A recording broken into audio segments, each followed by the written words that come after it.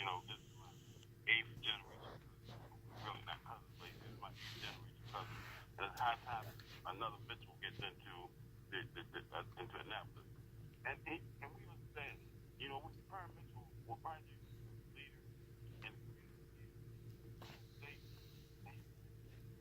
from anybody. Mr. Mitchell, you might want to get closer to your phone. You're going in and out. He told him the way, Prime Mitchell told him the way it is. And that's me. I'm an action person. I'm not a person that talks a lot of talk. I get up. What makes it you sit here? We got 3 libraries in Park Heights now. We built the playground. We feed 145,000 people. Put 145,000 pounds of food last year. It's the largest free Wi-Fi facility in the state. And those are the kind of things we need for our community. No doubt about it.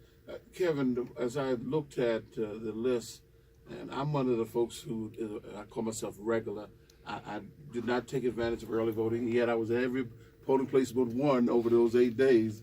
I said, no, I'm going to stick with it. I hope I don't get caught at the last minute like you do at the holiday season and get caught all angry. But 13 folks are running for certain positions.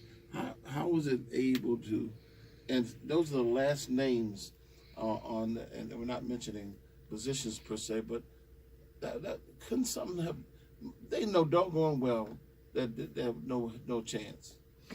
Well, let me just say about myself. As you well know, I'm no Johnny come lately. I've done a great body of work in the community over the years at various levels as an administrator, and have worked with students, was administrator in the court system, was administrator in the schools. I know that some people are new to politics, and we encourage people to run. And of course, because there's no incumbent, I think a lot of folk felt that they should take an opportunity and put their hat in the ring. In brevity, that's it. Rick, why in the heck, with all that I've seen you show over the time that you've allowed me to get to know you a little bit better, and I'm glad of it, why take on a position which you're not talking about per se, but you're taking on, as a millennial, I've always felt, for me, I started out in 1972, and I went to try to get to the Democratic National Convention. Then I turned around and ran for the House of Delegates at 23 years of age. How old are you, man? Rick? Yes, I'm here. How old are you now? 37. 37. And so when did you decide politics was in your spirit? I was in the age of 14. Part of my background is I started down City Hall because I was interested in our government and our political process. I started as an intern, a volunteer with the mayor's office at that time. It was Dr. Schmoke. And then I joined the Baltimore City Council where I served as the vice president for the Baltimore City Council for 2 terms. I just want you to know, you started with that, but in 1967, you're speaking to the first president of it. Thank you so very much. Guys, can I hold you over for another 7 minutes on the other side? And we'll close out. I want to keep you with me just another 7 minutes. Hold tight. It's 7:30 here on 1010 WOLB.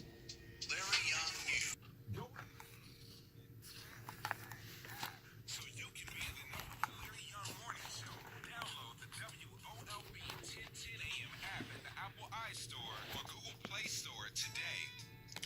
7:37 here on 1010 WOLB on this Friday, June the 22nd. And we're looking right now at 72 degrees. Going to go no higher than 72, down to 64, a cloudy and rainy situation. So, guys, I just want you to listen. Something that we run every day. If you missed the Larry Young Morning Show, because when I come back, I want to give you each 60 seconds to add your tidbit to it. But this is the most recent one.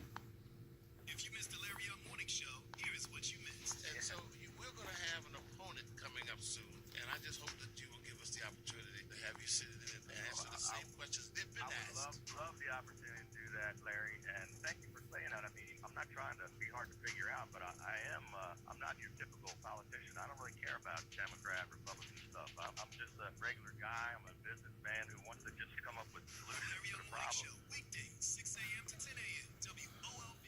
All right. So when we come back, I want to hear a strong pitch as to why folks should get busy about voting this coming Tuesday, the 26th of June. And let's start with Mr. George Mitchell. You Yeah, thank you, Larry, again for setting the path for this. You know, I run the Langston Hughes Community Center, and we've done so many things. We're coming up on our year anniversary, July 3rd, and we have so many good things going on. We have cybersecurity class with several people already got jobs at $45,000 a year. We have a rooftop garden. We have the largest food pantry. We can start another food pantry at Langston Hughes very soon. The governor's been there twice. The controller's been there who has endorsed me.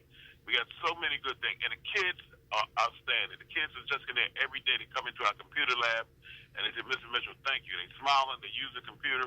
They learn the kind of skills that they need to learn in order for us to move forward in our community. And this is what we need. I'm a man of action. I am not a man that just talks and talks and talks and say what I'm going to do. I get it done. And that's what we need in Annapolis. We need people there to get the action, get things done in Annapolis. Very well. Thank you so very much. Let's go over to Mr. Sinet, Sean Sinet. Good morning, good buddy. Yes, sir. Yeah, and thank you definitely for establishing this platform for us. You know, the key is as far as you doing your part, as far as within the media, as far as educating your listeners, as far as on who's out there and all about the voting process.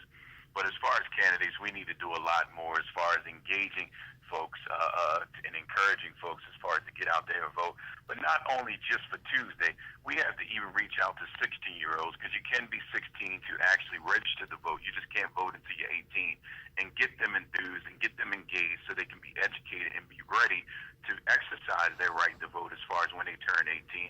And also look at the public school system to install, you know, those necessary classes, the civics classes, American government, so they know exactly what's going on and how just the issues can be effective as far as towards, you know, their lives and their careers and so forth. But it's all about engagement. It's all about that voter education as far as for individuals to know exactly what they're voting for. Much appreciation. Thank you for joining us this morning.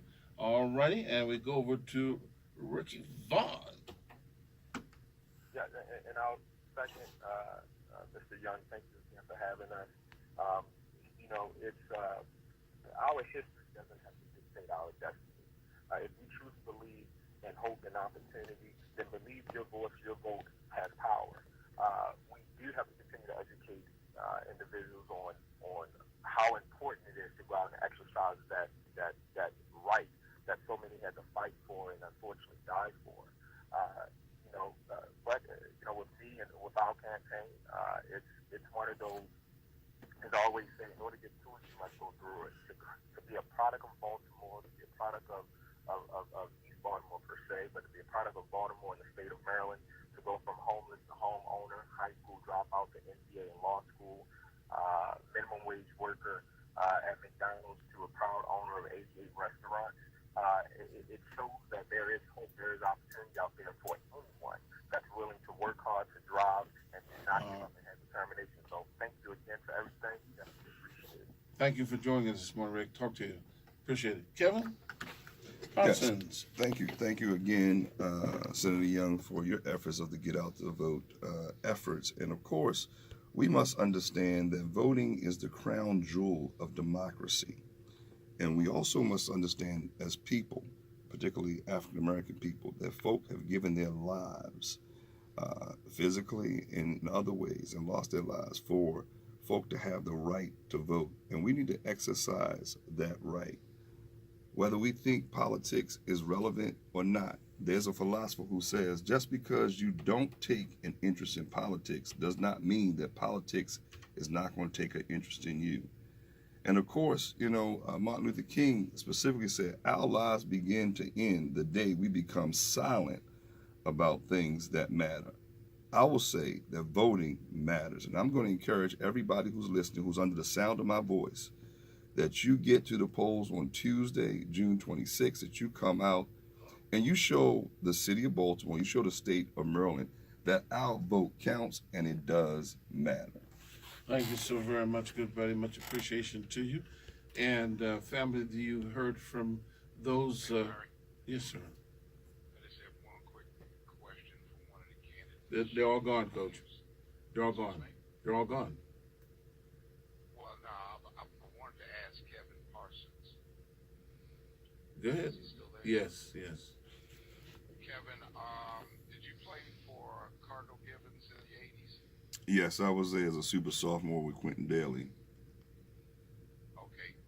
So you were before Burgess and Johnson and those guys. Well, Dave Burgess was there when I was there. John Little was there when John was an underclassman. Dave, yeah, go ahead. And I asked that because Tim. I coach over here, or coached over here in D.C., and we would play Ray Mullis every year, starting in 1982. Yep, I came out in 1981. So I came in 1978, 79. All right. So what school where were you? Moray, private school. Okay, I'm familiar. I don't know if you know, I coached at Dunbar, I coached at Bullis Prep. I also. And both of you have to stop at time, otherwise I'm at the borderline. So appreciate it there. Okay. Thank you so very much. Basically, the folks you've heard from were those who came by Vote Fest last night and were able to tunnel on through with.